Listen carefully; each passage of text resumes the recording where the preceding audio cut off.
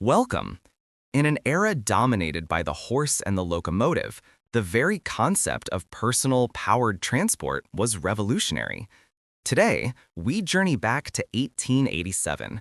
The Eiffel Tower is still 2 years from completion, and the world is on the cusp of immense technological change.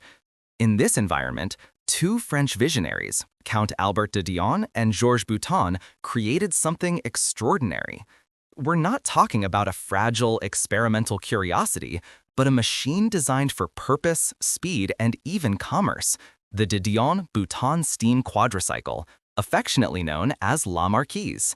This vehicle is more than just an artifact. It's a foundational pillar of the French automotive industry and a testament to the engineering audacity that defined the late 19th century. It represents a critical bridge from the age of steam to the dawn of the automobile, and understanding its design provides a unique insight into the challenges and triumphs of the very first motorists. Let's move beyond the romance and examine the machinery. At its heart is the de Dion Bouton proprietary vertical boiler. This wasn't a repurposed locomotive boiler. It was a compact, relatively lightweight design intended for rapid steam generation, crucial for a road-going vehicle. It operated on solid fuel, typically coke, and required constant management of water levels and pressure. This boiler fed a brilliant twin-cylinder compound steam engine. By expanding steam first in a high-pressure cylinder and then exhausting it into a larger low-pressure cylinder, the design extracted significantly more work from the same amount of steam compared to a simple engine. This was a sophisticated choice for the era. Power was transmitted via chains to the front wheels, making it one of history's earliest front-wheel drive vehicles. The rationale was to place the weight of the power unit directly over the driving wheels for traction. Consequently, steering was managed by the rear wheels via a long tiller. The entire system demanded a unique skill set from its operator, who was simultaneously an engineer, a navigator, and a stoker. The 1887 de Dion Bouton wasn't merely a technical exercise, it was a calculated commercial and promotional venture. Its most famous outing was the 1887 Paris-Versailles trial, often cited as the world's first automobile race.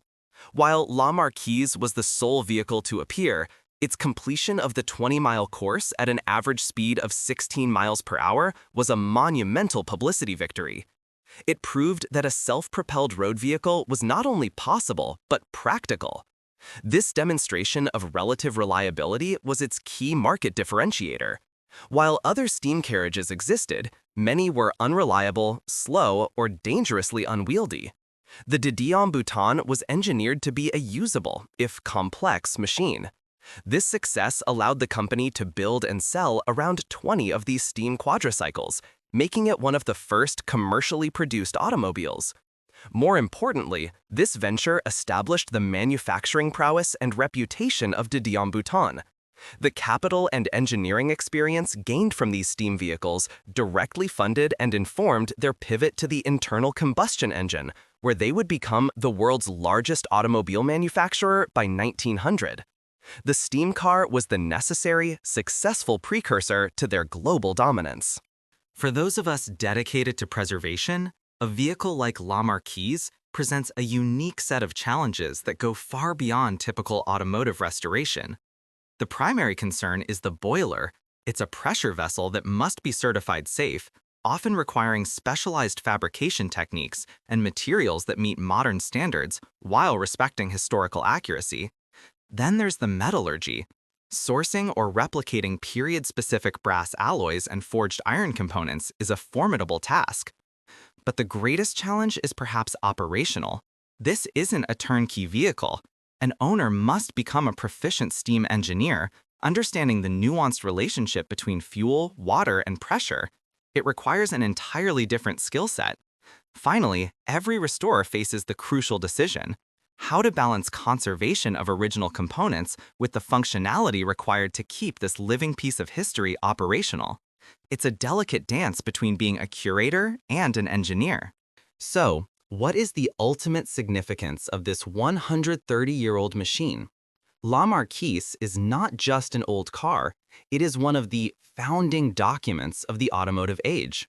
It proved the concept of a commercially viable, factory-produced automobile and established the company that would put the world on wheels before Ford.